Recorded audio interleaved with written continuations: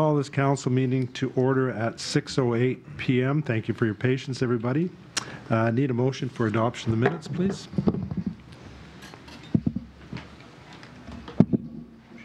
Resolved that the minutes of the regular meeting of council held at City Hall on Monday, December 10th, 2018 be adopted as circulated. Moved by Councillor Budds. Second. Seconded by Councillor Meyer. All those in favor of the motion? And that's carried. We have one delegation this evening. Mr. Stan Lambert, take the podium, please.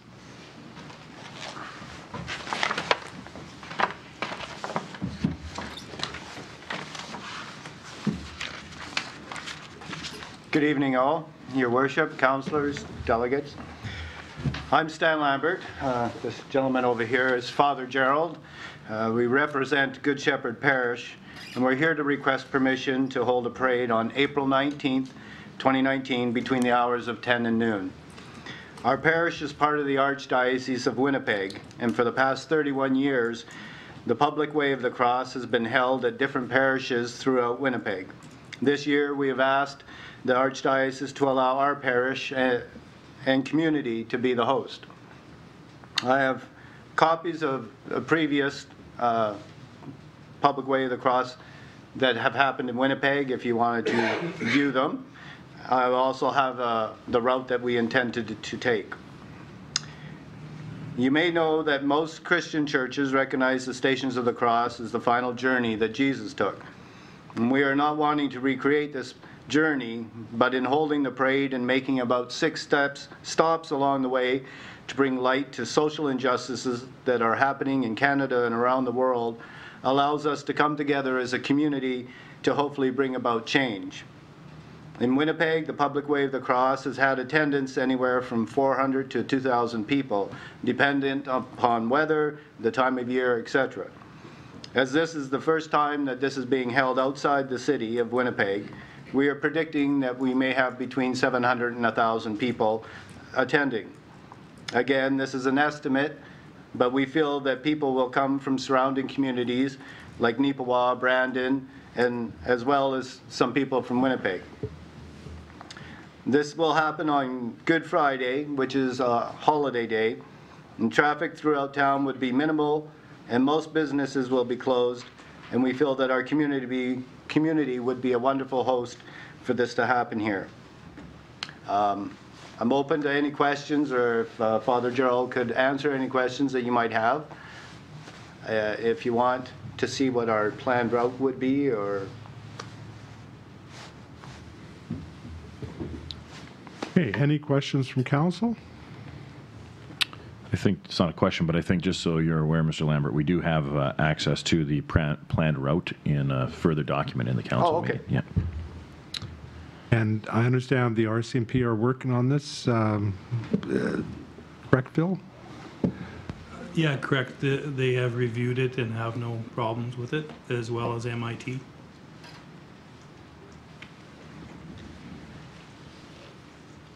Any further questions? Thank you very much for coming out this evening and doing the presentation for us. Thank you. Appreciate it.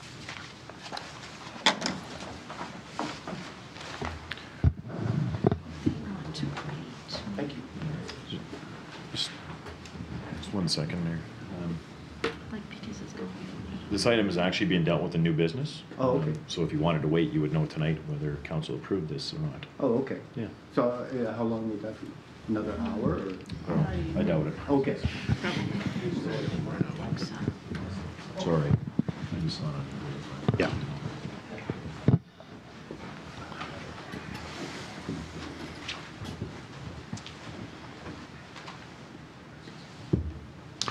Okay, we'll open the public hearing for conditional use PC 86-18. This is for Portage Developments, Inc. And is there anyone here to speak in favor of or opposed to the application?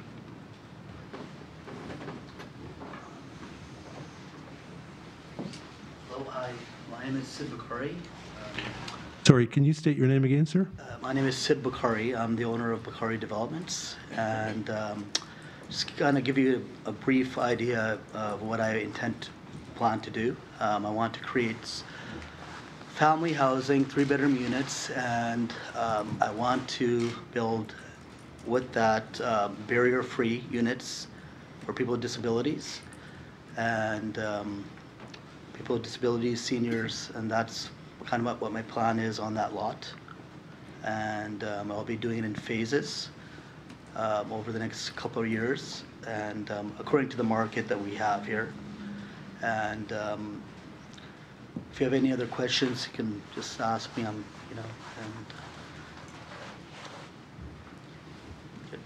Were there any questions for Ms. Bukhari from council? Okay, thank you, sir. Before we close the hearing, I understand there's a letter.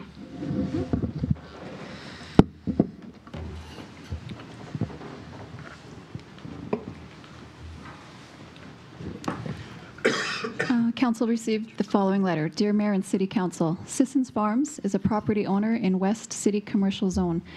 We would like to voice concern to the proposed sale of C3 Avenue commercial property to a developer wishing to construct multifamily residences. These are Lot 1 and 2, Block 1, Plan 1810, 502 acres. We feel that these lands had always been reserved for commercial development, and in recent by both city, rural, and provincial government had maintained this status for our community's future. We feel that if the City of Portage la Prairie grants a conditional use to allow residences, it will set a precedence for the future development of similar projects on available lands in the area. We would advise Council not to give up so quickly to future serviced commercial lot sales for the intended purpose of commerce. Portage will need these properties to grow this sector of our economy. Council only needs to look at communities such as Winkler and Morden to appreciate the value of reserving these properties for intended zone use.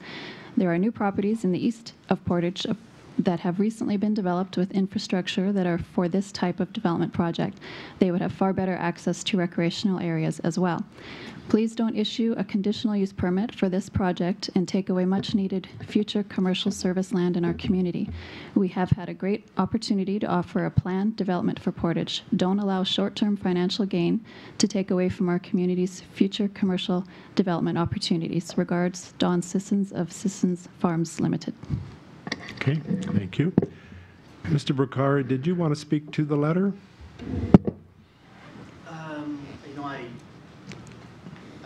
I can just have a few. You don't have to, but if you wish to, you can.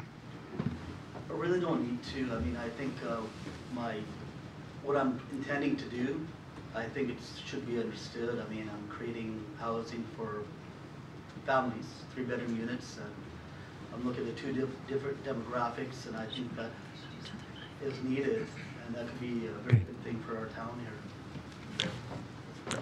Okay, thank you. Councillor Espy? Your Worship, perhaps it's appropriate if I might call on Mr. May to comment on the letter. Certainly. I think one of the things that's been encouraging from us is actually as we've talked to some of the commercial development that has expressed interest, including some national franchise retail, the opportunity to have access to clientele at their doorstep, so the potential of 200 customers directly across the street or in an adjacent parcel has actually encouraged some of the commercial interest that we've had. So I would disagree with the assessment of Mr. Sissons related to the commercial attractiveness of that parcel or that neighborhood as a result of residential development. Okay, thank you, Mr. May. Any other questions or comments from council? Okay, need a motion to close the hearing? Be it resolved that the public hearing for conditional use PC 86-18, Bakari Development Incorporated, 18th Street Northwest and Park Drive now be closed. Moved by Councillor Meyer and seconded by Councillor Buds. All those in favor? And that's carried.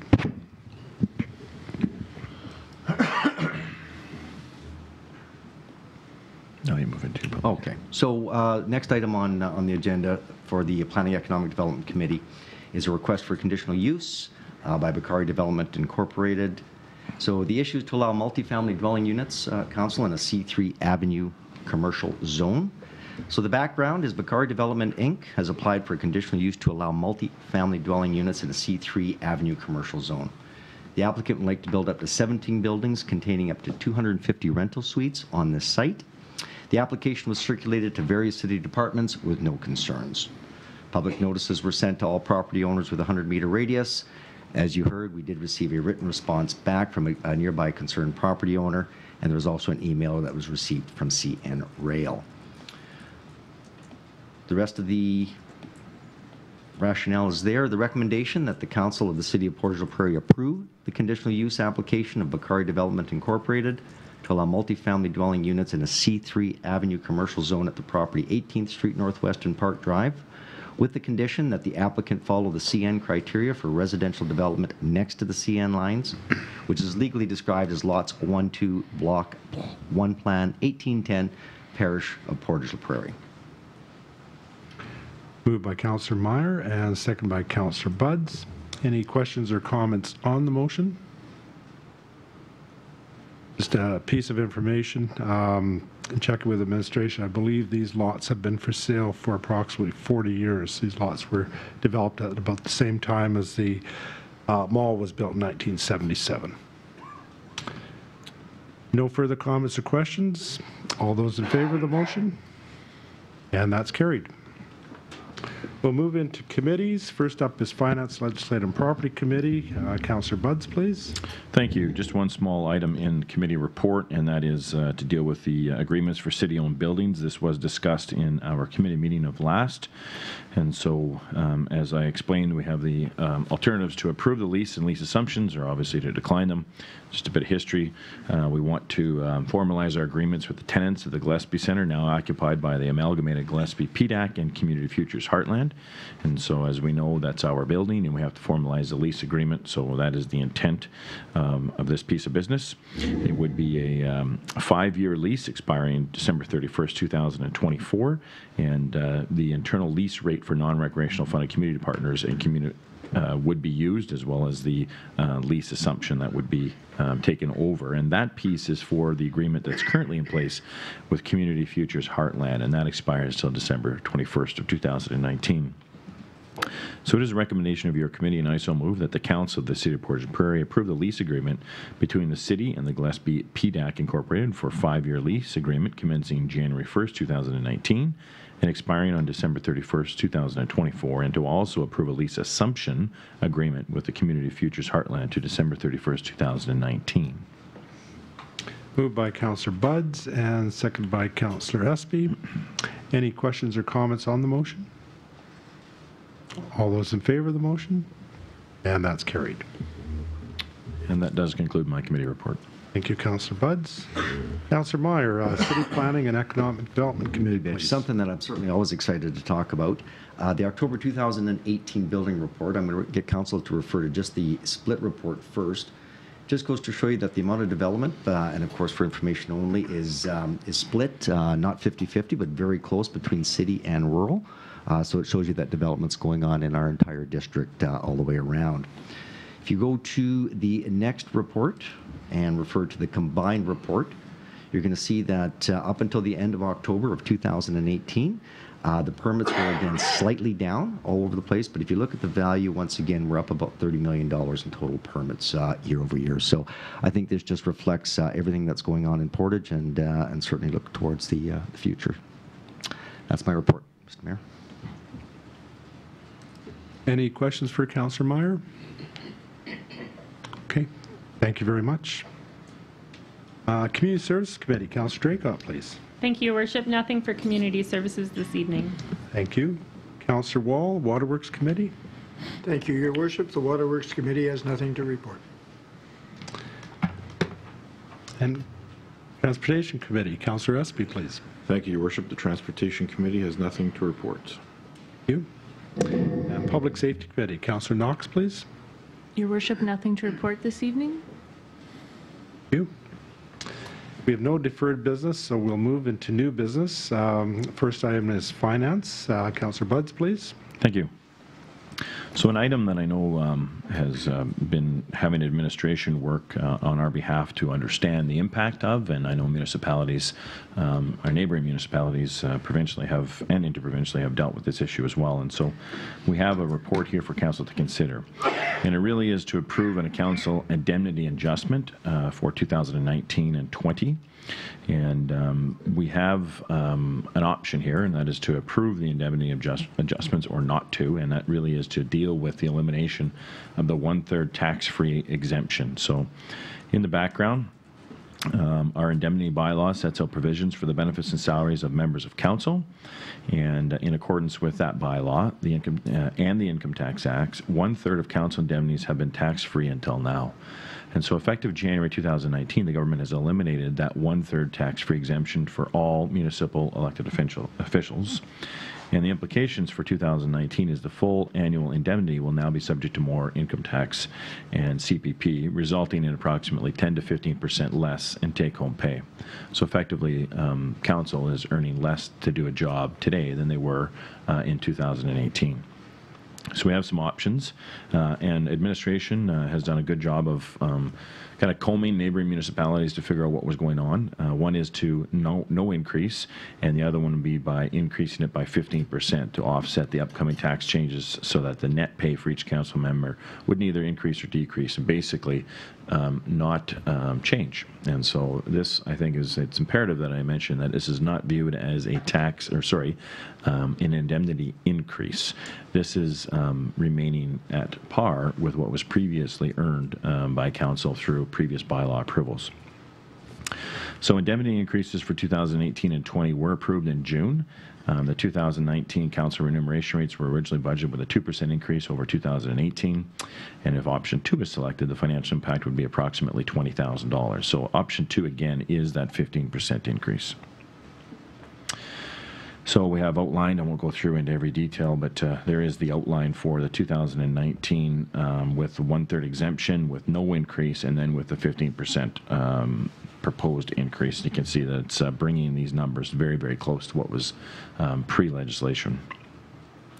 I think what the important part here, though, is to show out what the other municipalities are doing, and we see the City of Brandon, who is increasing by 15%, City of Steinbach, 17%, City of Morden, 14.3%. We have some undecideds, the City of Selkirk at 14%, and our neighbor, our closest neighbor at the RM of Portage at an 18% increase. So, and there's also an appendix to my report which talked about what was being done at the Federation of Canadian Municipalities, FCM, and outlines the options and impacts. So, up for our discussion here tonight, from my chair at the very least, the option 2 is the one that I'll be moving forward with under my recommendation. I think it's imperative for the interest of sustainability and parity amongst council, and for the interest in these positions in our community to remain at pace of what our peers are, and definitely not to take a step backwards. So again, I'll just, before I close with a recommendation, this is not to be viewed as a council indemnity increase. It is in an effort to remain at par with what was being earned in 2018. So it is a recommendation of the committee, and I so move that the bylaw 19-8685, being a bylaw for an adjustment to council indemnity for 2019 and 20, be now read a first time. Moved by Councillor Budds and seconded by Councillor Espy. Any comments or questions on the motion? Councillor Knox. I'll just comment again, and I think making it very clear that this is not an increase to what council's making. And Councillor Budds has stated many times in this discussion, and I agree with the fact that as a new council, we haven't done anything yet to warrant an increase. And so this is just keeping us on par as to what it was before. Councillor Meyer. And just speaking in past history as an individual that did receive a similar municipal indemnity for the last 12 years, I was very strong in voting against any increases that we proposed from our own table. This I do support because it's not, as Councillor Knox and Councillor Budds have already indicated, not an indemnity increase the same, so I would support this motion. But I would certainly ask Council in the future to maybe consider going to a third outside party to maybe look at indemnities on a regular basis and then take a recommendation from that. Thank you, Councillor Meyer. Any other comments, questions on the motion? All those in favor of the motion? And that's carried. That concludes that new business item for me, Your Worship. Thank you. Next item is Public Safety Committee. Councillor Knox, please. Okay, so we have heard, oh, sorry, bear with me. Perfect. We are talking about the Public Way of the Cross parade permit, and we have already heard from Mr. Lambert on this. The issue is to approve the application made by the Archdiocese of Winnipeg and the Good Shepherd Parish of Portage for a permit to allow participating Christian groups and individuals to hold a parade on Good Friday morning. Alternatives are for us to approve the permit as presented or do not approve the permit.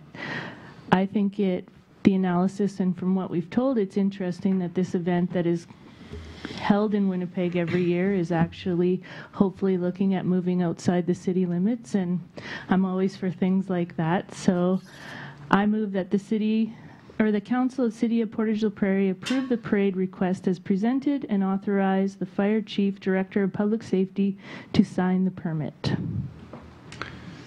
Moved by Councillor Knox and seconded by Councillor Wall. Any questions or comments on the motion? All those in favor of the motion? And that's carried. Thank you. The next item of new business is the Water and Sewer Rates Bylaw Amendment, and this is Finance Committee. Councillor Budds, please. Thank you. A couple of items on new business, and they're really housekeeping in nature, and so I'll just quickly give you an update. Our issue here is to approve a bylaw in compliance with pub order. And so we did originally do this back on December the 10th of 2018, but we have a small change that we need to make. Administration did not note that the Schedule A to the original bylaw was amended based on pub order 151/18, and as a result, the original rather than the amended Schedule A was attached to the second and third readings of that bylaw. And so, in order to fix that, it's not as simple as just replacing. We do actually have to have another bylaw approved. And so that's the only issue to deal with on this particular item, and it is a recommendation of the committee, and I so move that the Council of the City of Portage la Prairie give first reading to the amended 2019 Water and Sewer Rates Bylaw number 19-8686. Moved by Councillor Budds and seconded by Councillor Espy. Any questions or comments on the motion? All those in favor of the motion? That's carried. The next item is also Finance Committee. Councillor Budds. And so we have another little housekeeping item here. We've already approved fees and charges at its November 13th, or our November the 13th, 2018 meeting. But as administration went through the process of implementing the changes, it was noted that the page for rental rates of city equipment was inadvertently omitted for council's approval. And so the proper way to do it is to bring it back for a formal approval once again. And so we want to make sure that it's nice and clear for employees' use, so we will be recommending, and I so move, that the 2019 fees and charges for equipment rentals and amendments as indicated on the 2019 fees and schedule.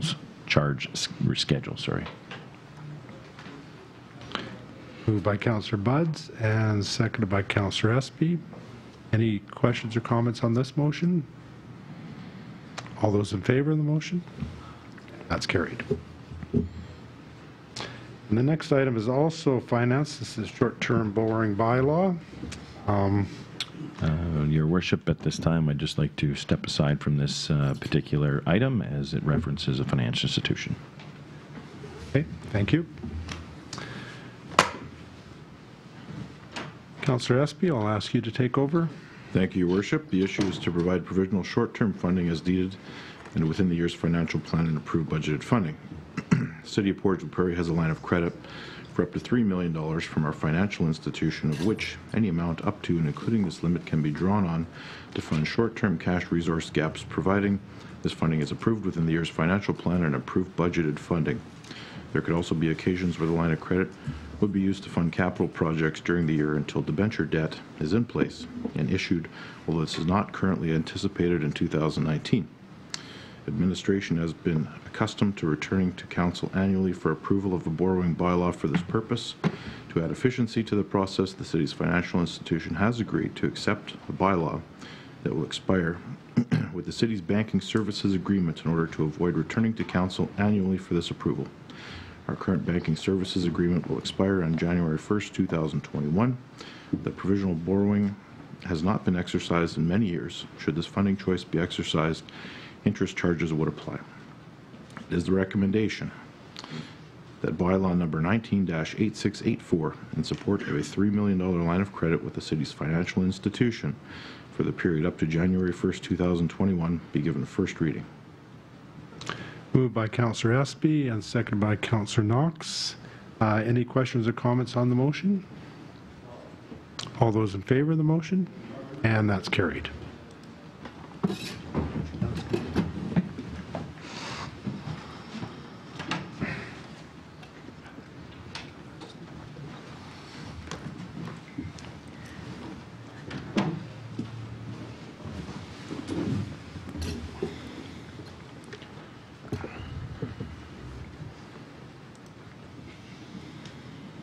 Our next item of business is Public Safety Committee. Councillor Knox, please.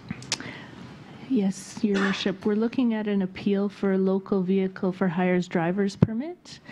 Mr. Singh applied for a local vehicle for hire driver's permit under the City of Portage la Prairie's Vehicle for Hire Bylaw 18-866. The permit was declined as there were 4 incidents on Mr. Singh's driver's abstract, and Finance Department management considered that too many incidents to confirm a safe driving record to grant Mr. Singh a permit.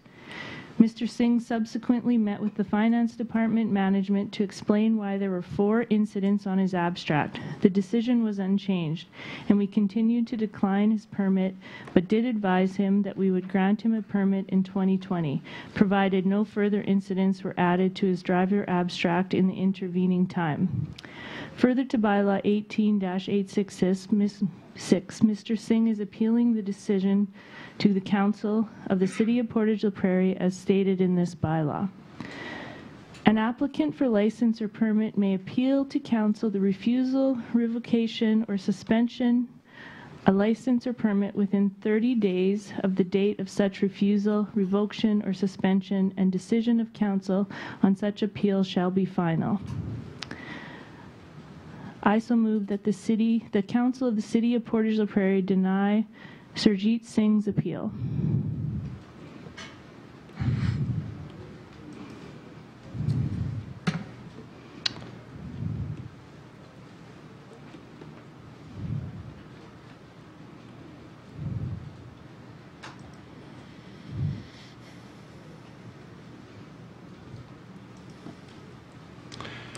Okay, motion is moved by Councillor Knox, seconded by Councillor Wall. This is the first time we've done this under this new bylaw. Is there a opportunity for council to question the? Definitely. I believe he's here. Okay. Is Mr. Singh here? Yes. Were there questions that council members had for Mr. Singh? Rather than a question, I'd like to make a comment. Your Worship, I think that this bylaw is fairly new. This appeal process has not been exercised before. And I think that the conditions for denying Mr. Singh a license in the bylaw are rather vague, not specific, and he does have a valid driver's license, I understand, from the province of Manitoba. And based on that, until we can firm up the conditions in the bylaw and the language, I would not recommend denying Mr. Singh. Okay, thank you, Councillor Wall. Any other comments or questions from council? Councillor Espy? Just a question on process, Your Worship. Because the motion was that we deny Mr. Singh's appeal, in the event that the motion passes, then what happens? Is he automatically approved, or is there something else required? The motion is to deny the appeal, which means that he wouldn't be allowed to operate. But if they wish to give him a license, they would decline it and then come forward with a new recommendation to approve it then. Or they can amend the motion too, I believe. No? Excuse me, Your Worship, to amend this motion to have the exact opposite result is not possible. Not possible. Would require- So the motion would have to be voted on. Not support the recommendation and then bring forth another one. That's right. Because in the name. Okay. So everybody's clear on that? Okay. Mr. Singh seems to want to address council, if that's... Did you have anything to add, Mr. Singh? I want to just add, like, I've just gone with the process with the city has mentioned in the bylaw. So, like, I wasted a lot of time in this process, almost like 3-4 months preparing for everything step by step, like for the class 4 license, then for city and all the documents. So I request, like, council to, like, I should be given opportunity for the further Yeah, and council also has your appeal letter too on file. yeah. Okay. And thank you. Yeah, you're welcome. Okay, any further questions or comments from council on the motion? Councillor Knox, would you read the motion again, please? Sure. I so move that the Council of the City of Portage la Prairie deny Surjit Singh's appeal. Okay. All those in favor of the motion? Opposed to the motion? The motion is defeated. Can I make a new? Okay. Bear with me.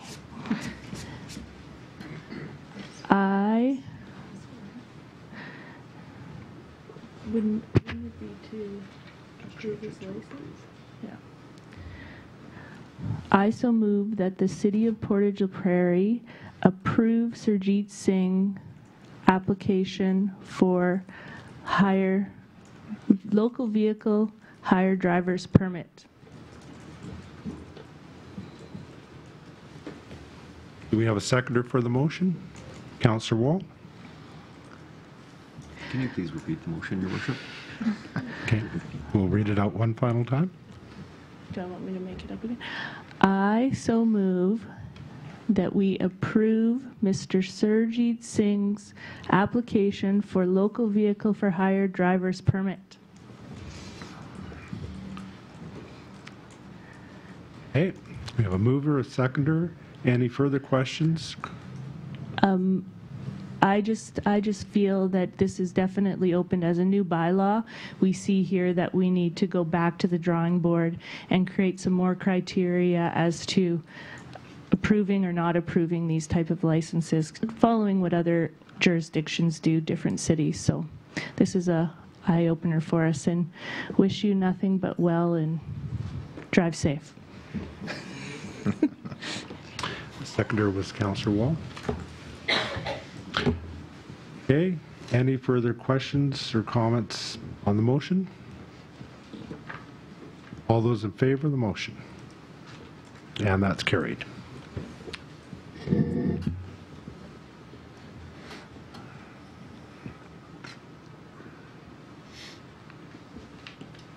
And our next and last item of new business this evening is financial statements for November 2018. Councillor Buds, please. Yeah, this is just for your information. It's our monthly supply of what we'll call our statement of financial position and statement of operations, so the equivalent of a balance sheet and income statement. It is showing surpluses in our general side of things, but keep in mind this is for November, and so there's quite a few entries that are still required for the completion of our December numbers and our year end. But things do look positive for our city, and I'm open to any questions that council might have for that. But other than that, it's FYI. Any questions for Councillor Buds on that item? Then council is adjourned at 6:43 p.m. and we're going to move right into committee. And committee is open to the public and it's open to the media.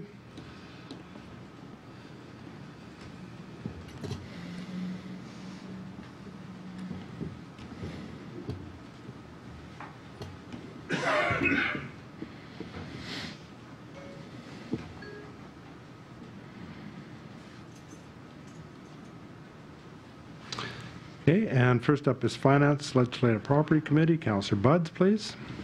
Thank you. Most of my, or all of my committee report tonight is just dealing with second and third readings on things that we dealt with tonight. So there's nothing to discuss from my standpoint unless somebody has anything they wanted to mention, but it is the council indemnity, the water sewer rates, and the short-term borrowing bylaw. So seeing no questions, then that would conclude my committee report. Councillor Buds. City Planning and Economic Development, Councillor Meyer, please. Thank you, Your Worship. And I'm going to take the 2018 fourth quarter PRED and turn it over to our Executive Director of PRED, Mr. Vern.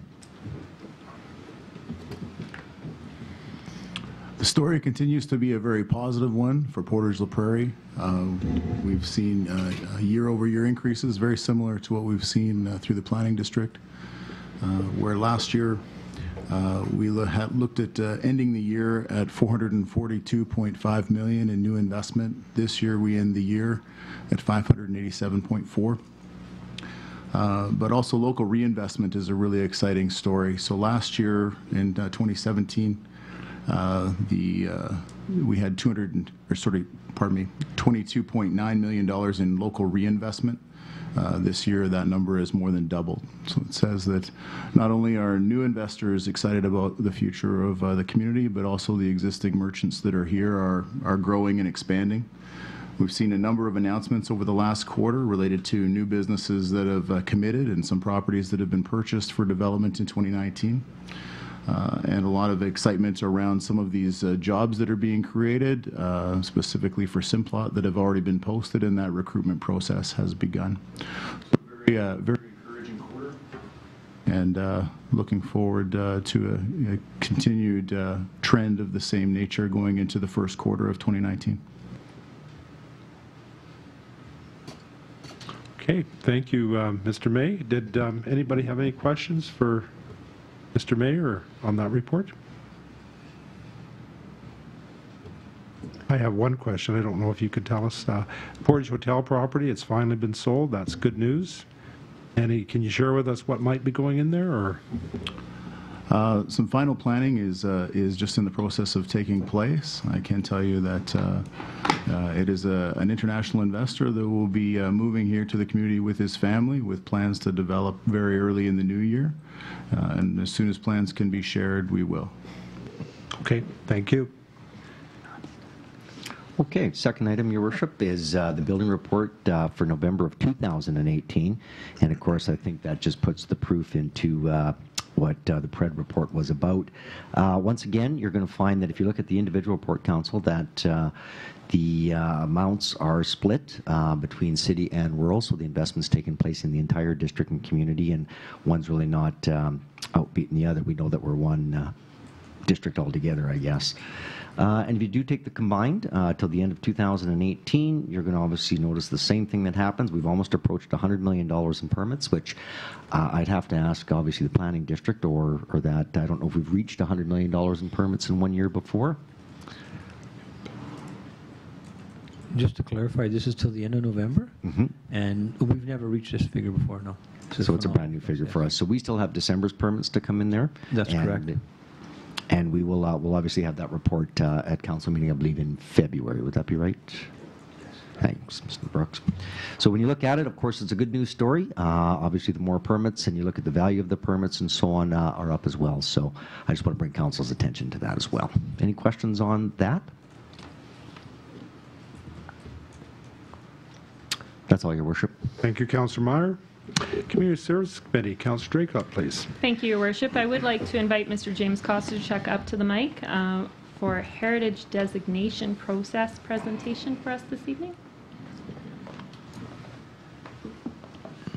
Good evening, Council. I'm James Kostachuk from the Heritage Advisory Committee.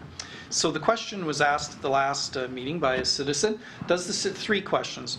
Does the city have a plan for 210 Portage Avenue? Will the city prevent demolition, and will the city move the house? The property in question, there's a heritage sign in front of it. It's very near the four-way stop on the Crescent.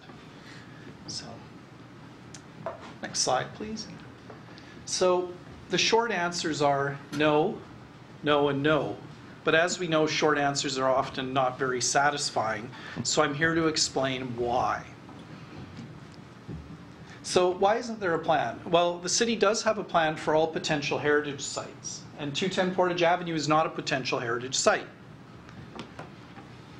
So why isn't the oldest house in the city a designated heritage site? Well, there are two possible reasons for any kind of heritage designation not applying. One would be that the owner refuses designation, or two, the house does not meet the minimum requirement for a formal designation. So we'll explore that just a little bit. So generally speaking, private property rights trump heritage designations. And that might make some people unhappy, but you can't blame me. You can blame John Locke, who put into the political system the idea of private property and private ownership. So it's important that people understand that your right to own property often trumps heritage designations. So a potential heritage site represents an important feature of the historic or prehistoric development of the locality. And this whole process goes back to 1997. I think I was first appointed to this committee by Mayor Carlson many years ago. And at that time, we started creating heritage inventories by applying for provincial grants. These documents run to the hundreds of pages, and they're held at the library. And at that time, we drew up records of all the properties that we felt should have a heritage designation. So, what inventories do we currently have? We have completed inventories of city homes, city businesses, sites in the rural municipality, and green spaces. So the heritage bylaw that we have is actually fairly robust, and that's something that our committee put into place and that the council approved. And that said, a request to demolish a potential heritage building triggers the 60-day delay automatically. And the fines for not following the ruling are fairly robust. I think it's $5,000 a day if you were to break that rule. So during the delay, what would happen? So 210 Portage Avenue, if someone was going to tear it down, if it was on the list, we would offer advice to council. Maybe we should do something or look at some options, or we would say maybe not, and then council would consider that advice and council would have a vote on it. So the question is, the Garrick House at 210 Portage Avenue, why wouldn't we want to have it designated? So can't the city intervene? So we would advise, council would decide, and what would I advise is the question. So the council, our group, would discuss this, but I've done this long enough that I can kind of give you, I think, what the answer would be. So it's nice to see a heritage home maintained, but that house would not be a candidate for municipal designation, and here's why. So the home is private property to begin with, and that sometimes is a trumping thing. But it's not designated, and moving a house is very expensive, and the legacy costs for maintaining that house, if you were to move it, would be unreasonable. And static house museums are largely unsustainable. Even places like Elvis's Graceland are now having to rely on other draws to make them viable. And moving a heritage house is a bad option. You would really never advise that, except in a very extreme case. The best practice is to leave it on site. And even if you found a new site, you still have to pour a foundation. You might have to actually purchase a home from the owner. And then, of course, there are legacy costs. So moving it isn't a great idea. And if you're going to designate something, these are the things that are very important. And I'm going to give you an example in a minute.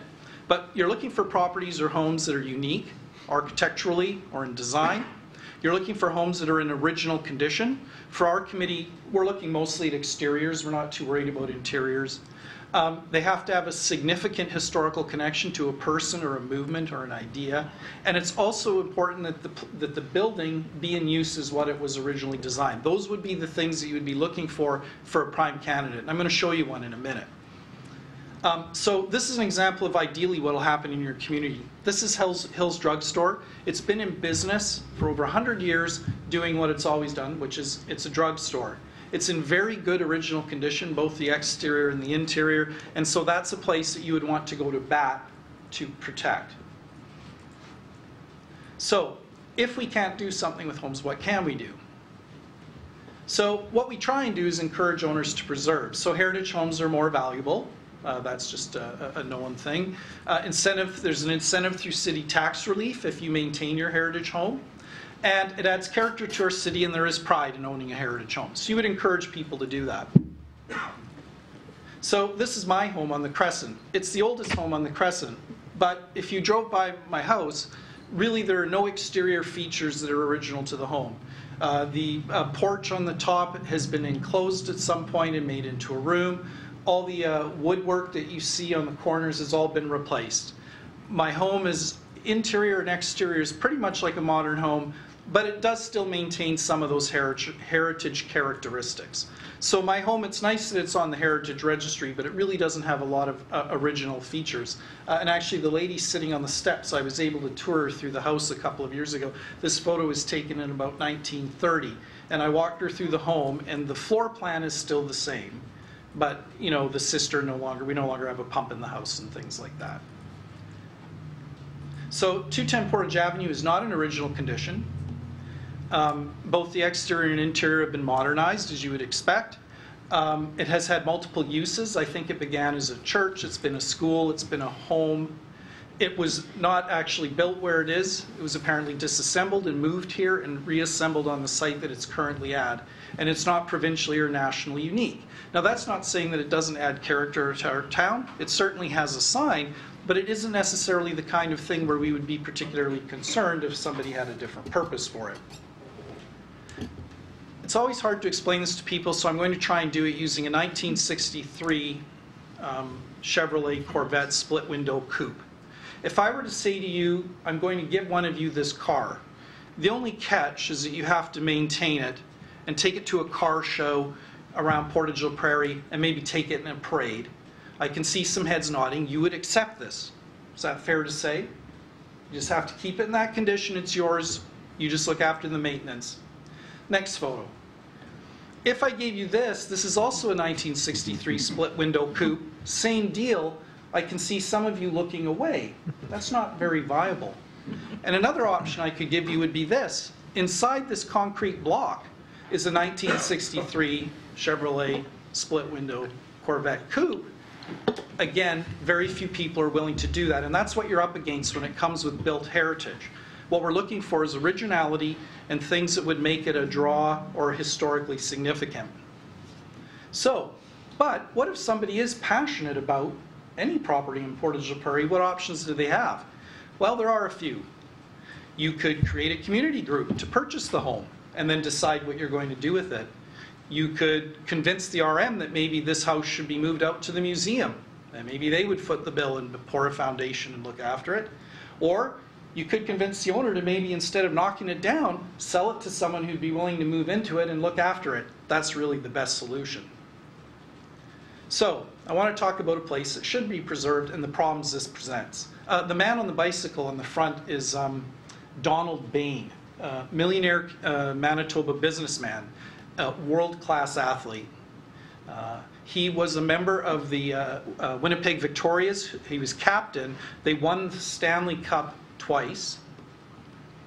And this is a picture of Donald Bain taken in Banff, and at the age of 56, he won a gold medal in mixed doubles figure skating. So not many men could claim that they, 2 Stanley Cups and I won mixed doubles figure skating at the age of 56. This is the cabin he built at Delta. It's very near the diversion. It's a fantastic piece of his own design. He poured the foundation himself when he was told that it couldn't be done. He did it himself. It was the first property in that area to be electrified. He brought in his own power plant. He was worried about erosion, so he bought war surplus Bren gun carriers, and there are 6 of them buried in front of his property. If you happen to be out there, they're now exposed due to erosion. But he did it because it was economically feasible. This property, if you flip to the next slide, it ticks all the boxes. It's in original condition on the outside, original condition on the inside. It belonged to a historically significant person. It has everything you want in heritage property, but there's a catch. It can't be designated because it belongs to the province of Manitoba. We have had excellent cooperation from our MLA. I've got to meet with the deputy minister to talk about this property. Our mayor is aware of the situation and he shares our concern. But a report that was done on this by engineers shows that the cost of moving this property away from where it is, it's survived the flood, it's in very good condition, but the foundation is essentially gone.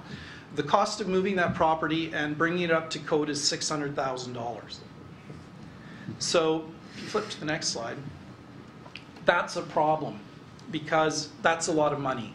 And it's hard to find a purpose that would maybe warrant spending that level of investment. But that's a property right now that is kind of in limbo. It's boarded up. We all agree, the people that are, heritage minded, that something needs to be done. But none of the solutions are very good. This is an example of a property, again, where it's working to our advantage. It's privately owned. It's been very well taken care of. And it's generating income for the person that owns the property. So this is really the prize when you're in heritage, is to have somebody who can maintain the property, but without a city having to become involved. Next slide. Questions? Yes? Just wondering, James, if a person has a heritage designation and then kind of uses that to obtain grants for maintaining or upgrading the property, do they then lose some of their rights to do whatever they want with the property? That's a good question, and I get that all the time. And I don't claim to be an expert in this, but even a federal designation, which this building has, really, at the end of the day, cities can put things in place to make it difficult, to try and compel owners to maintain a property. But at the end of the day, it seems to me that private property rights trump those. Because even when people come to us on the Heritage Committee and they have a designated home, we would never say you can't do it. So for instance, we had a home where it only had bathtubs and they wanted to put in showers. Well, we want to have that happen because it makes the home more livable. Or in the case of my home, which had a rubble stone foundation, it was insulated in the basement using foam, which removed the dirt floor stone look, but now it's livable and it may endure another 100 years thanks to that change. Same thing with electrification or putting in proper windows.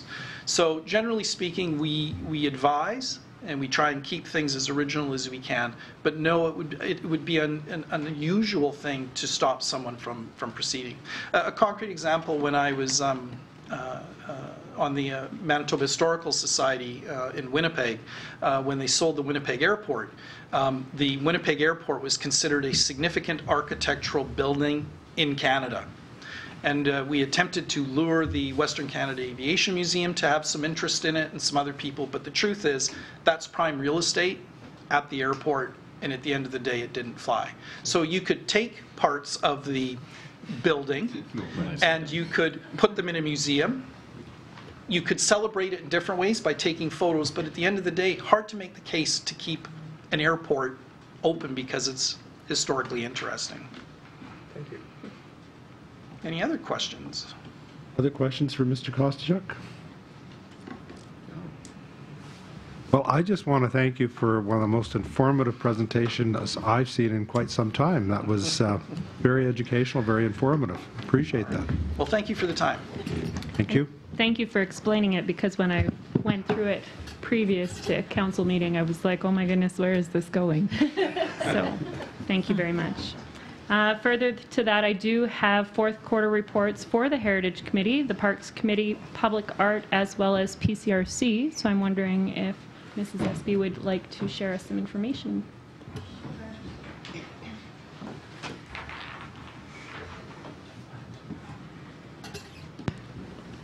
Good evening, Your Worship and Council. PCRC has had a really exciting fourth quarter. We have increased our livable space as well as our staff size. We've doubled in staff and moved upstairs all in one day, as a matter of fact. So it's really exciting. We have new projects that started this quarter as well. The Skills Up project was a huge success for us, something we've been working on for quite some time.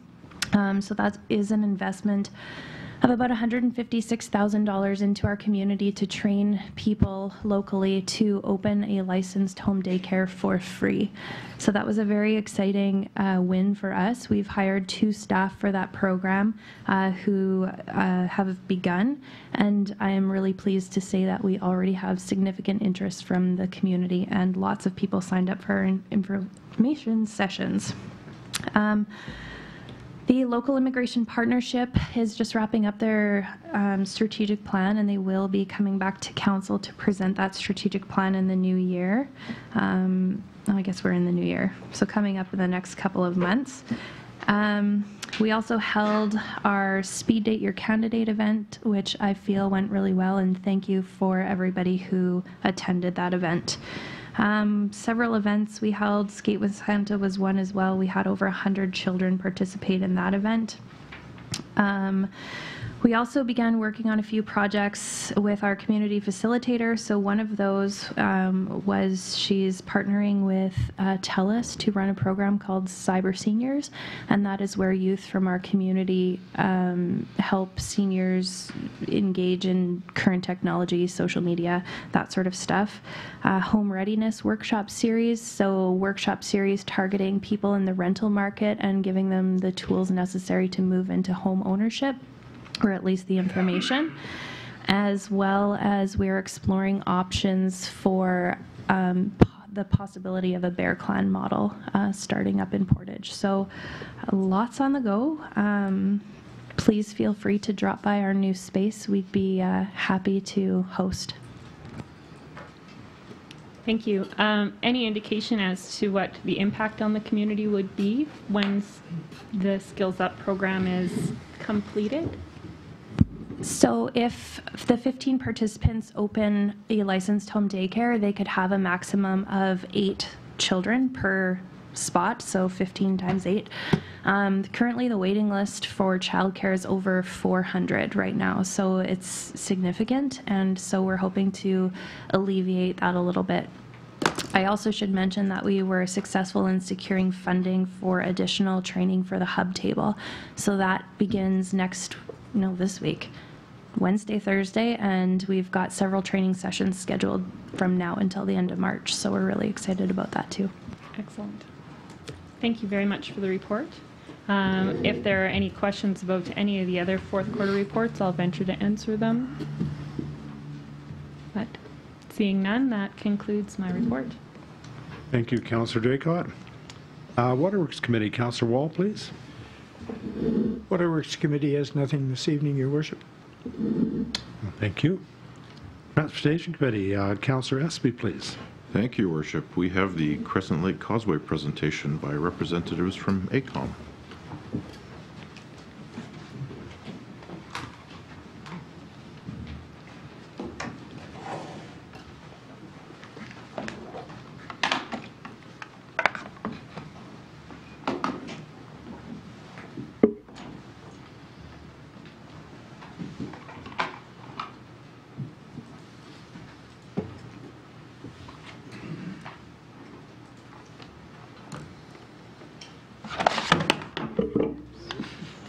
Okay.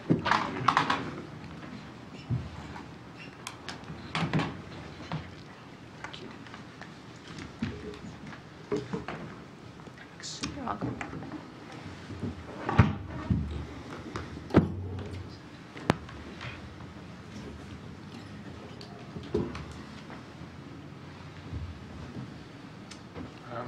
I believe councillors have the presentation on their laptops, is that correct? Yes. That's correct. There's some slight, pardon me, there's some slight revisions. Eric, would you be able to just move the microphone over a bit and it'll pick up on the presentation?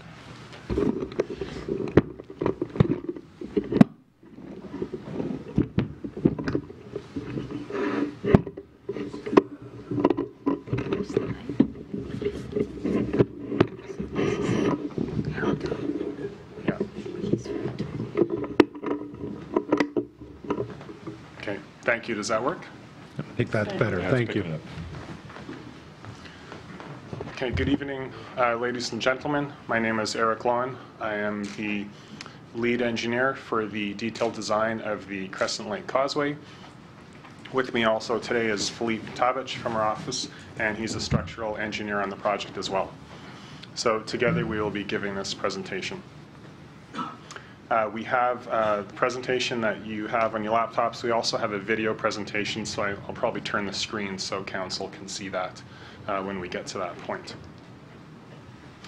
So today I will be talking about the roundabout geometry, refinement since the preliminary design, and some comments on safety. We'll also be talking about the construction staging, truck movements, structural design, the landscape architecture, roadway and pathway signage, cost estimate, and lastly, we'll be giving you a video presentation of what it is proposed to look like. So the roundabout geometry and refinements to the preliminary design. So since the functional and preliminary design, we've made some changes. Primarily, they were to improve truck movements through the roundabouts.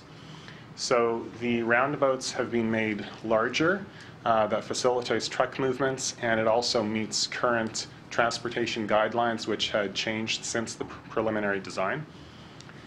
The roundabouts have also been moved to the east, both the north and south roundabouts. Those further assist with vehicle traffic, in particular with the trucks going through. The roundabouts have had there's many things about the roundabouts that improve safety at these intersections, so I'm going to describe some of those. So one of the things that happens is roundabouts reduce what we call conflict points. So conflict points being where vehicles can run into vehicles and where vehicles can have accidents with pedestrians. A typical regular four-way intersection, with whether it's signalized or stop signs, has 32 conflict points between vehicles. A roundabout has 8 conflict points between vehicles. So there's actually a substantial improvement in safety.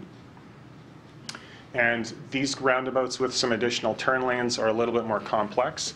So there are more conflict points with these, but proportionately the conflict points on a signalized intersection here goes up as well because of all the different movements that we're accommodating.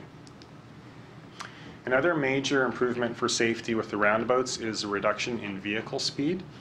So there's a natural reduction in vehicle speed as vehicles are entering the roundabouts. And one of the things that does is it reduces the severity of collisions. The other thing that the roundabout does, though, is combined with that reduced speed, is you're eliminating collisions on 90-degree collisions and also on left turn movements.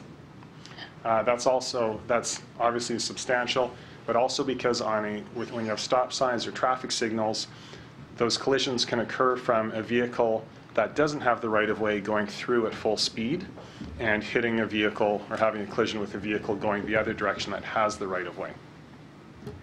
So the third component of that is what we call a reduction in deflection angle.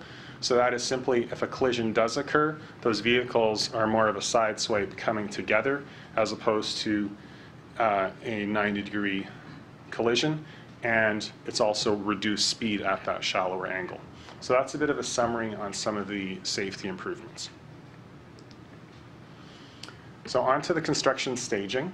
So stage 1 in 2019, the first step is to move the guardrail that is over the existing causeway towards the middle of the causeway.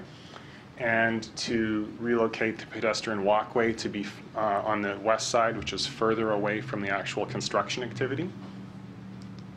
Stage 2 in 2019 includes completing turning the existing causeway into a temporary detour. So that's now having 2 lanes of traffic and your pedestrians on there. And that allows us to proceed into construction of the new causeway. So the new causeway is to the east, and that consists of various rock fill and earth fill quantities being placed.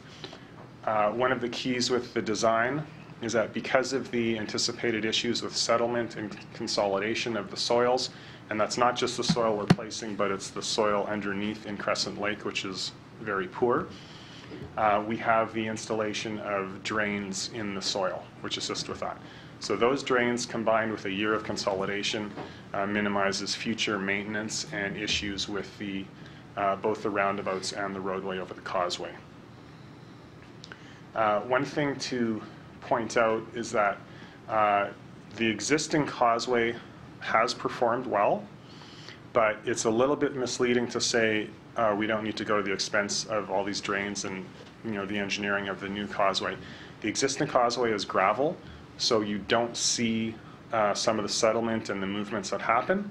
But if you look at the lamppost crossing it, it's actually fairly evident that there's quite a bit of soil movement. That's something that we definitely want to avoid on new construction where we're investing a lot of money.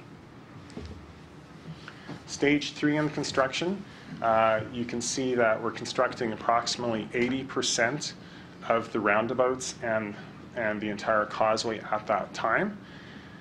One of the benefits of having moved the roundabouts to the east in the detailed design is that we are facilitating movement through the existing intersections better for the staged construction. In the final stage, now the roundabouts and causeway would be open to use, and now we're constructing the west portions of both the north and south roundabouts and finishing off the pedestrian and cycling pathway over the structure. So there are various closures potentially during this work. That needs to be completely determined, and of course that will impact movements through during construction, including the truck movements. So we will be talking to the trucking industry to confirm that what our potential closures are going to work well. So the north-south truck movements, I mentioned earlier that one of the improvements in the detailed design is to make those movements work better. So the north-south truck movements, you can see vehicles can move fairly easily through both the north and south roundabouts. In particular, the east movement improved the truck movements through the north roundabout. It did move further east, so you can see there's a bit of a skew of the causeway across the lake, but that's not something that's really noticeable at ground level. One thing to point out is that there's an inner apron on those roundabouts. Large trucks do have to cross over those aprons. They have about a 3-inch or 75-millimeter curb. It's not a big deal for trucks to drive over those at slow speed. Vehicles would be taking the regular paved road, and there's an inner structure that's also concrete underneath, but paving stones, which allows those trucks to go through. Another feature of these roundabouts is these truck movements have been run with the largest highway trucks that we would get. They're larger than the existing vehicles that Mayfair Farms use, so it allows for ease of movement for them, but also future expansion if larger vehicles have to go through. Of course, Mayfair Farms aren't the only trucks to use to go to the island. There's also vehicles for fairs and things such as that. This slide shows the east-west movements. Again, the trucks can get through there relatively easily. They do cross over the aprons. That's part of the design. And we're showing just the east-west here. We haven't shown all of the movements, but trucks can drive through the roundabouts in various directions. We just haven't shown them for clarity. It's very confusing when you show all of that on these drawings at the same time. So for the structural design, the initial the low-level crossing that we had in the preliminary design had a single small culvert. That was in comparison to the high-level crossing, which had the 3 arches and was designed for skaters and snowmobiles and such to go through.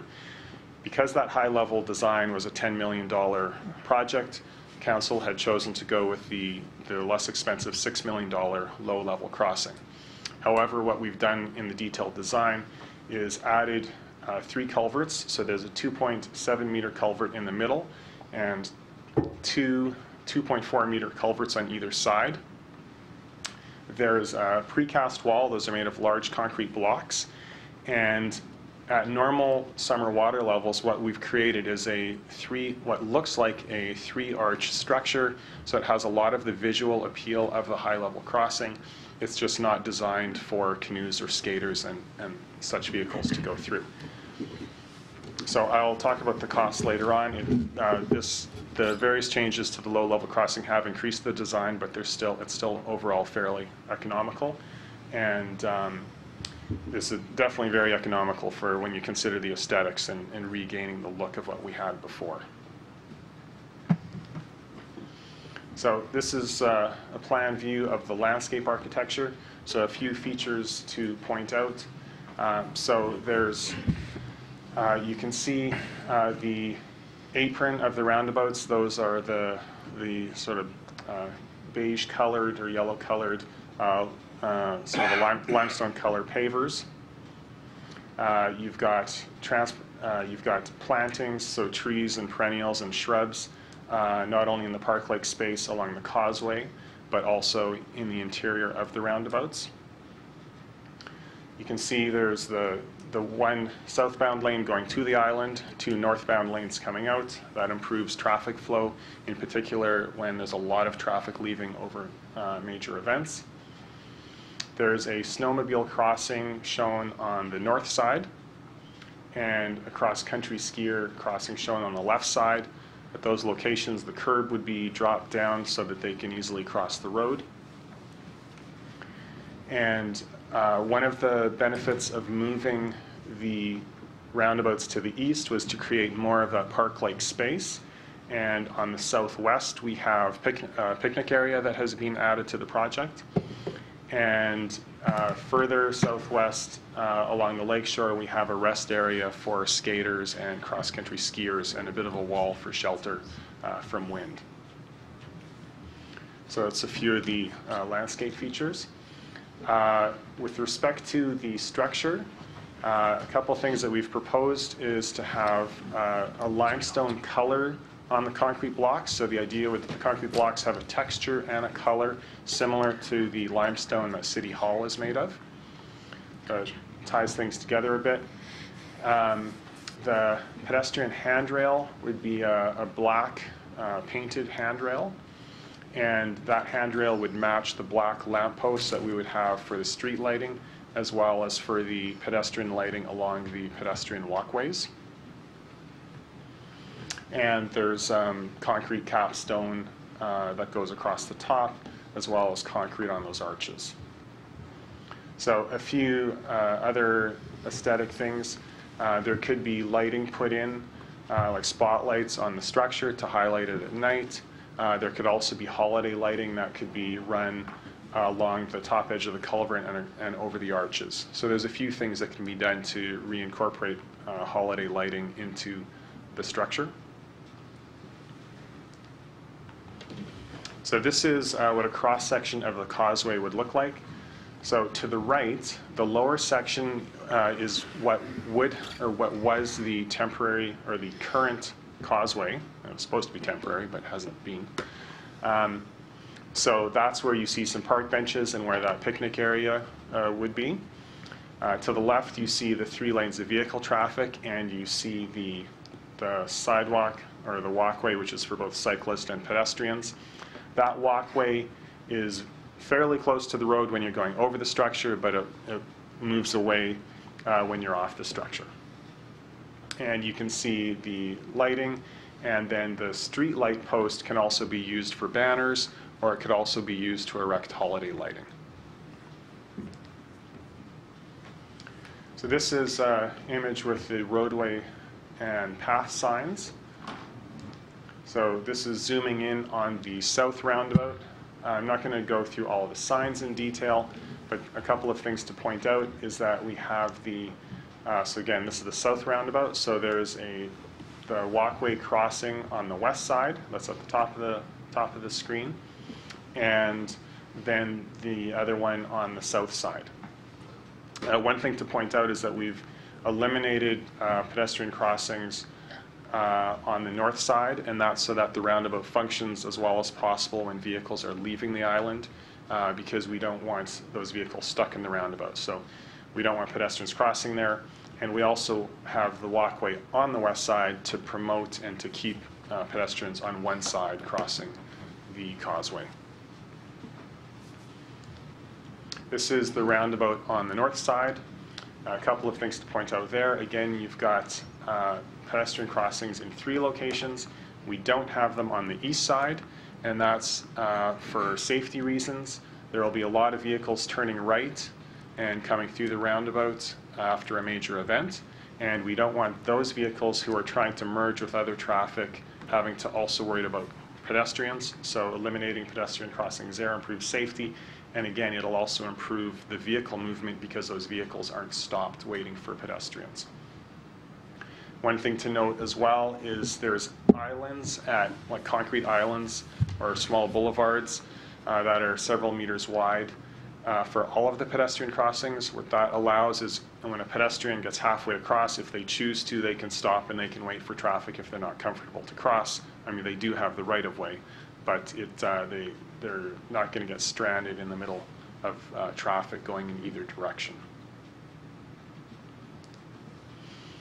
So a summary of costs and a comparison to the preliminary design.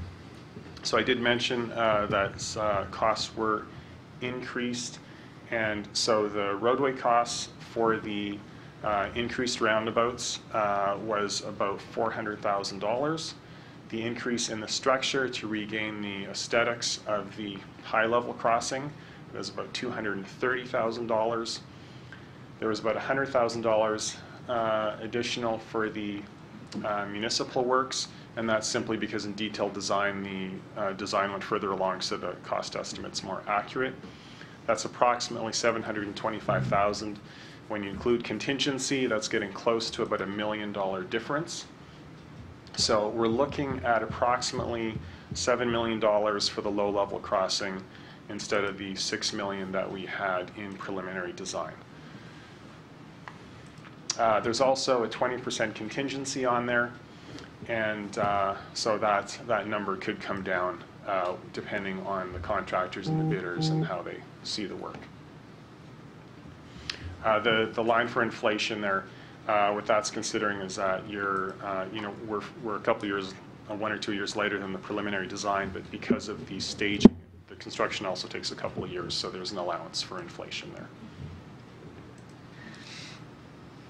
So now I'm going to show you a video presentation.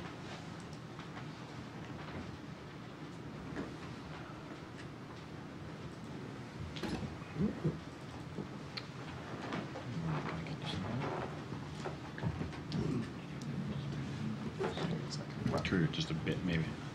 I can't see it at all.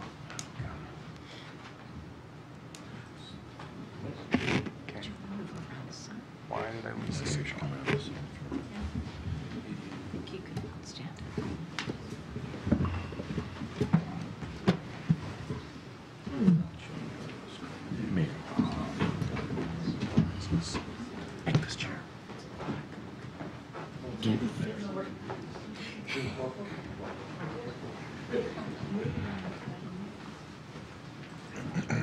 I worry about it. Yeah, it's still plugged in. It's just. It's the wrong signal. An HDMI signal is not going to pick up a source. There we go. Okay, now hopefully.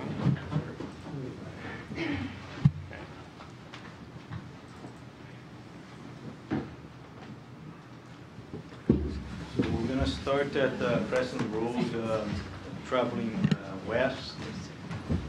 You can see the dedicated right turn lane to Royal Road.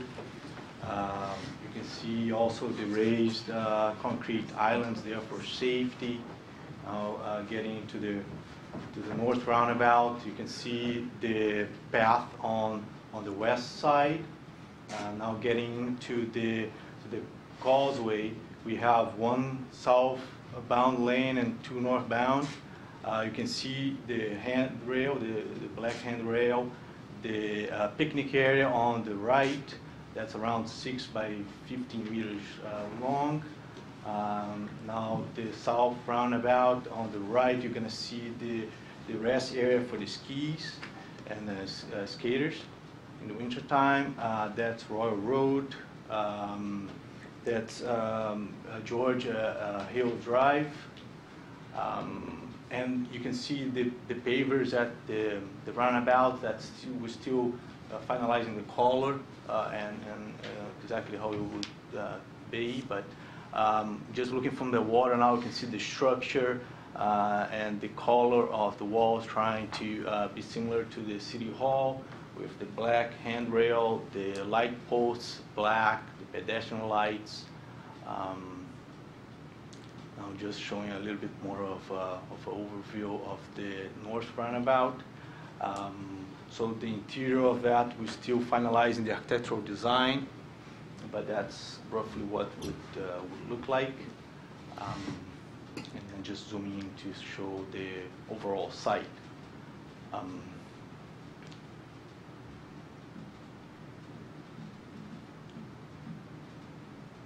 So you see the picnic area at the west side there, the wall at the very south side for the protection of the wind.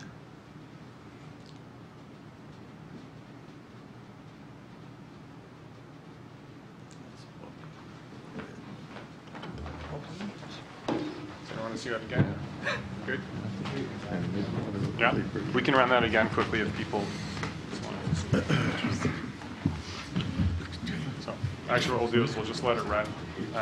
So that's the formal part of the presentation. If there's any questions.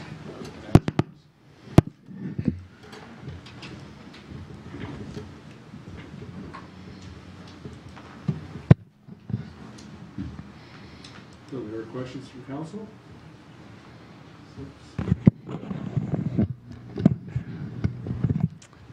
There are questions from council? Council Buds? Slide 6 of 19. Just going back to just understanding construction. We're going to be under construction for a long period of time, so I just want to have a full understanding about traffic flow during that period of time. Yeah. So 6 and 7, at least that's on my. Yeah. So during construction, so there's a possibility that we could end up closing Royal Road south just for convenience. It might just be easier and give the contractors a little bit more space to work. If that was the case, then all the traffic would have to go down Tupper during construction. And if we go back, but now, can I just ask a question? So I understand that part, but we enter onto the island now, and are we taking all traffic to the west? I don't see any traffic that can actually go east at that point in time. Yeah, so what's on your laptop doesn't have, so we've shown a little temporary connection here. Oh, you're right, that's not there. So basically what that would do is potentially allow vehicles to cut back and around. It is a private road going to the west, so I think there's a couple of issues. There's trucks going in and there's vehicles. That little detour road there is a little bit tight for trucks to get through. Like as you drive on there now, you're going to be kind of gearing towards going to the golf course, right? And also into Stride Place, where there's kind of a horseshoe at the front of Stride Place. But so that little kind of cutback will take traffic back onto our island. Then is what you're saying? Yes. Okay. That's the intention, though there's some issues with that simply because it's fairly tight, and if you've got truck movements in two directions through there, look, there's some work to be done to solve Okay. that. The other thing is, I mean, you can see there's a tree right there. It's a substantial tree. It's not, I wouldn't say it's overly healthy, but it's still a fairly large tree. The other one that's right to the left here, like, is just a little 2-inch trunk. That's a hydro pole right there. So potentially you could relocate the hydro pole. That's expensive versus cutting down a tree. You don't usually like to cut down a tree for a temporary situation, but so the details of that need to be sorted out. Trucks going into PCU or onto the island for a fair, I mean, they can go into here and they can take this loop into the PCU lot, but you're not going to want to send all the truck traffic through PCU. Yeah, they can keep going west as well. So, yeah, so there's some either negotiation with the private landowner or other geometric considerations required to make the south end work. Yeah. Just a couple other details. So on the previous slide, we've added a few stop signs. So potentially, from a safety perspective, because it's not great, these don't line up that good right now. So we could just make it a stop sign for north-south on the Causeway and Royal Road South, have a 3-way stop at Tupper. And again, the idea is that most traffic's coming through Tupper. This is the east-west is through traffic. And then because it's a little bit hard to run a 4-way stop when you have an offset intersection. So again, the details of that are need to be worked out. And it may just simplify it, like I said, to close Royal Road South and come down Tupper. You know, in the next stage, once you are constructing the roundabout, you're not going through east-west here anyway. So, and right here, you really have a right turn and sort of then a quick turn onto the Causeway. So it may just be easier to just close that. And it'll make the people on Tupper appreciate the roundabouts that the trucks can get through. So, any other questions on the staging? We have a number of large events coming up during the approximate year and a half in construction, would you say? Yes. Yeah. Including the spring of 2020 is the Junior Hockey Championships, National Championships going to be held here. So will we have the ability to accommodate all that traffic? Yes, it will be a 2-lane causeway, which is the same as the 2-lane bridge now. The truck traffic is going on the causeway right now. Anyway, I guess the one difference is in major events right now, you have a certain portion of traffic that uses the causeway. Most of the people are using the bridge, but a percentage are on the causeway. So we will have less capacity than you do now, simply because people kind of cheat and use the causeway as well. So traffic won't move as smoothly during construction because we have kind of, right now we sort of have 2-lane bridge and a 1-lane / 2-lane causeway, with most people using the bridge. So geometrically, we need just to make sure that all the vehicle movements can happen. But yes, there is a bit of a reduction in capacity because we only have the 2-lane causeway then. But those lanes are, the roadway and the causeway will be made wider for this temporary situation. So you're not talking as narrow a causeway as it is right now, which is a little bit difficult for vehicles to pass and not ideal. Because we need to safely get 2 lanes of traffic and pedestrians over the existing causeway. Other questions from council?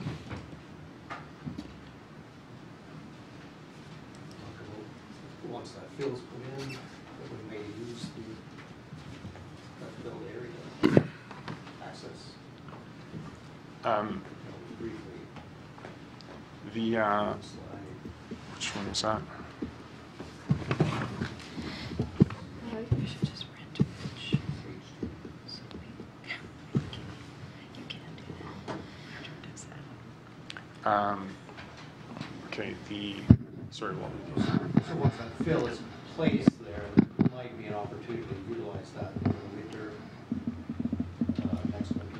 Oh, yeah, okay. So basically this, yeah, the whole fill area, when this is filled in, and we actually fill right through the causeway, because we need all the soil, sorry, not right through where the culvert will be. Because we have to fill the whole area to get all of that soil to settle. So that area will simply be an open space with, you know, an earth fill embankment. So not that we want to create a second roadway on there, but there is some space that, you know, I guess potentially you could either modify the intersection here at the end a little bit. You know, this I think works fairly well because when this turns, it turns into Roller Road South fairly well. Of course, this is a little bit tighter, so there could be an opportunity to come across here in a temporary situation and improve the geometry there for the number of months when we're waiting for that consolidation to happen.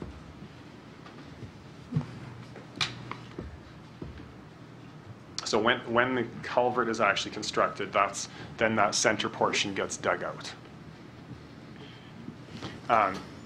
Because of the proximity of the culvert to the roadway, we will need some temporary shoring in there because they are still fairly close. So that's a cost that wasn't specifically highlighted in the preliminary design because it depended on the proximity, but that's still within the accuracy of our estimate. Different contractors will have different ways of dealing with that as well. So that's the kind of thing where we tell the contractor temporary shoring is required, but he's going to come up with his most economical way of doing that.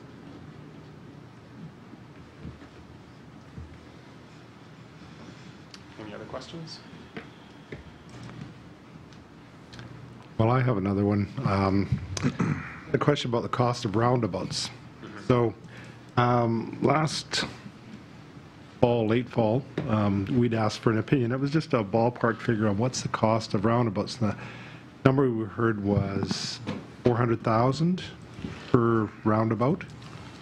And subsequently that, I got information saying that they add about $250,000 compared to a conventional intersection, but they're $250,000 less expensive than traffic lights. So there's been no traffic lights factored in here. Does that sound right to you? So when we were talking about $250,000 for the roundabouts, that estimate included the surface works. So it didn't include the additional fill that's required because the roundabout extends into the lake a little bit. It also didn't include the landscaping that was in the center of the roundabout. So the $250,000 total for the roundabouts was a bit low, because it was basically the transportation traffic roadway design portion of it. So if that, I don't want to just throw numbers out, that number would probably be a bit higher. And we were saying that signals at each intersection would be $250,000 per intersection. So in the fall when we were talking, we had about a $250,000 increase if you were going to do traffic signals versus roundabouts. So that gap is probably a bit tighter. And if you now have a gap between those two of $100,000, I mean that gets into the accuracy of the estimate when you're looking at a $7 million project. So it's probably safe to say that the costs are similar, but the real savings on roundabouts to traffic, like signalized intersections, is your life cycle costs. So depending on the configuration, certain roundabouts can be more than traffic signals, some can be less. But in the life cycle, lifetime costs includes the cost of accidents.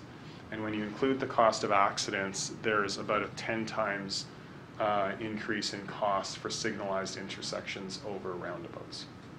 So life cycle costing, including accidents, there's actually a big difference. For all intents and purposes, within this estimate, they're pretty close. The important thing, though, to note is that if you do the $6 million of construction, or $7 million, and you don't have roundabouts or signalized intersections, then you've spent all of that money and you have very little improvement in traffic flow. So the last thing you would want to do is spend all this money and have four-way stops at the ends, because you've gained very little. From a safety perspective, roundabouts are definitely safer. from a life cycle cost perspective, roundabouts are less expensive. So some of that is new information from the last time we talked. So Okay. if there's any more questions, let us know. Thank you. Appreciate it. Councillor Knox. Can I just ask why the increase with the accidents in the, like, with the lights? So there's a number of reasons for the increase in cost. One of them, the increase in accidents. One of them is because in a roundabout, all the vehicles are essentially traveling in the same direction. Because you're traveling in the same direction, you're all going counterclockwise. The conflict points are when you come in, there's a converging conflict point, and when you're leaving, there's a diverging conflict point. So that's literally the 8 conflict points. If you look at a signalized intersection, one vehicle turning right, going straight, or turning left can have an accident with someone coming from the left. That's 3 traffic movements from this guy and 1 from that guy. You take now him having 3 movements and intersecting with this person and that person and that person. That's how you actually get to 32 conflict points in a signalized intersection. So there's a lot more conflict points, but then the severity of the accidents are a lot worse in a signalized intersection. And the worst of which being when someone outright misses a red light at high speed and you have a 90-degree collision. So that's where so you have less accidents with the roundabouts, but then the cost of those accidents over the lifespan of the intersection are considerably less. And then the other thing is the actual injury collisions. I don't think Canada has specifically kept statistics, but in several countries, including the US, Australia, and France, where they've kept the statistics, there's anywhere from a 45 to 78% decrease in collisions causing injuries between roundabouts and intersections, like regular 4-way intersections. Thank you. Councillor Wall. Yes, Your Worship. I was wondering, Eric, is there a difference in pedestrian safety between the traffic signals and the roundabouts? Yes, there's also, similarly, there's a reduction in conflict points for pedestrians. And again, it's similar to the vehicles. If a pedestrian is crossing here, when they're getting on the way to that first island, there's only vehicles turning right that they can have a pedestrian vehicle collision with. When they're on the second leg of that island, there's only vehicles coming out that they can have a collision with. When they're crossing a regular 4-way intersection, they're straight this way, right, left. Like there's many points where they can have a collision. So in fact, the pedestrian vehicle incidents are reduced as well. Thank you. We did discuss last time that I was here that the other thing is those pedestrian crossings are set back so that a vehicle leaving the intersection is now focused on the road they're on, and they have room to stop if a pedestrian is crossing in front of them. So that, because when they're in the roundabout, they're focused on the roundabout. And if the pedestrian crossing is too close, they're still looking at cars and where am I going? This gives them a chance to stop. The islands in between gives the pedestrians a choice to not step out if they don't want to and not be stranded. So there's 2 things that help pedestrians in a roundabout. Well, Councillor Draycott. Thank you.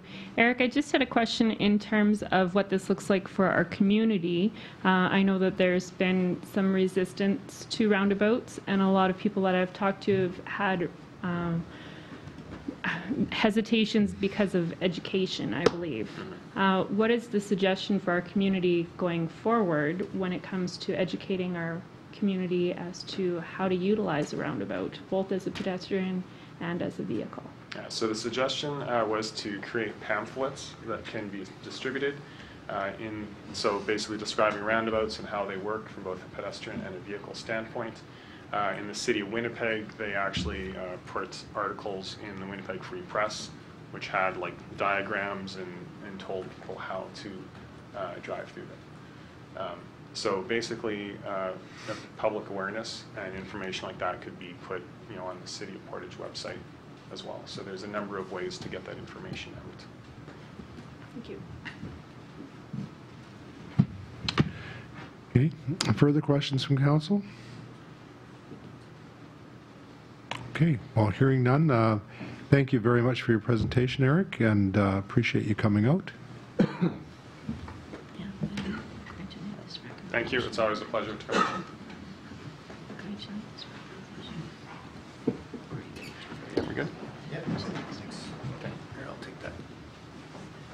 You can't do that in committee. That's for the next meeting. Yeah, don't mention that. Next meeting. Yeah. Your Worship. Just further to that presentation, the detailed design report and proceeding to tender will be coming forward for a vote at the next council meeting. Next council, okay.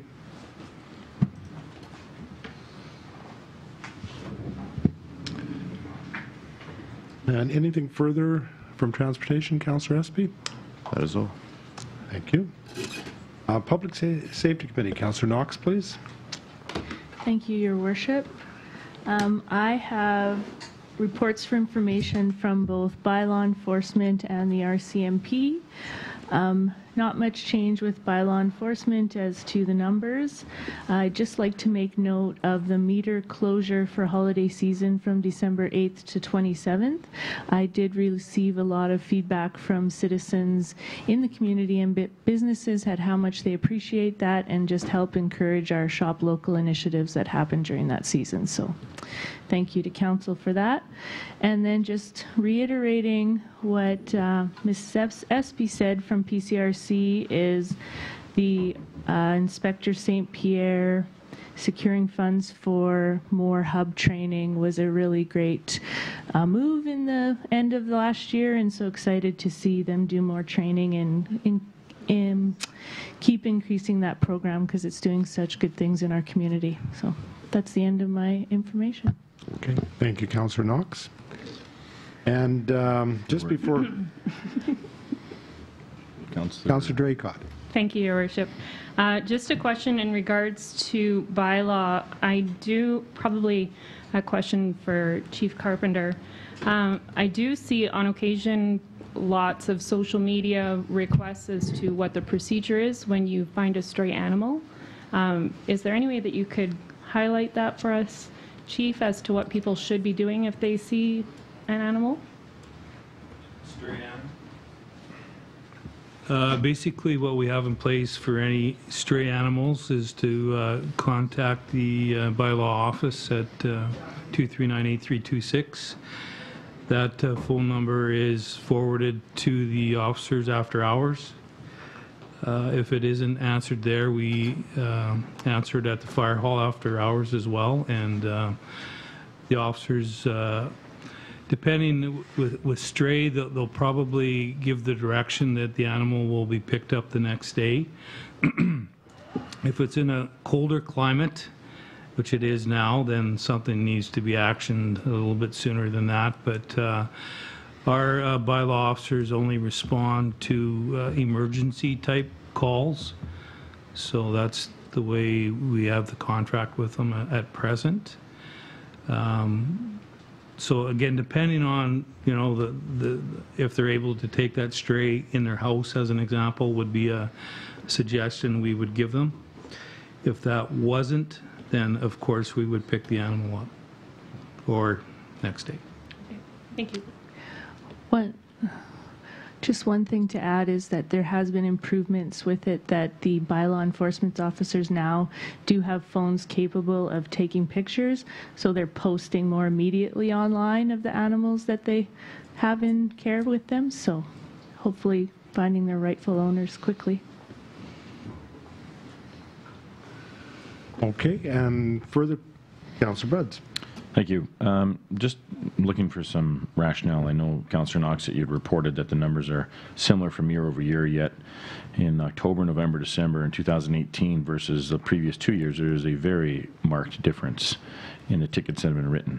And I'm just wondering if there's some rationale as to why. We're talking October 187 in 2018, 403 in 17, and you can see that that trend is almost in half for that same period of time. Just wondering, what are we seeing out of bylaw enforcement in those months? Mr. Carpenter? It has been noted this year in total the ticket numbers are down. The employee in question is it's being reviewed at this time. So there is some issues there. So further report pending. Further report pending. I'll take that as a further report is coming. Okay. Any further questions for Councillor Knox? Hearing none. Okay, thank you, Councillor Knox. Just before we adjourn, we will have question period. So if there's folks in the gallery that would like to ask council a question, we will endeavor to provide some information to you.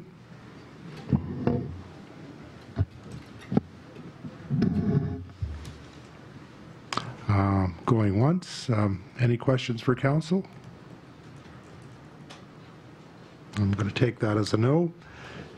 So committee is adjourned at 7:54 p.m. Thank you for coming out, everybody.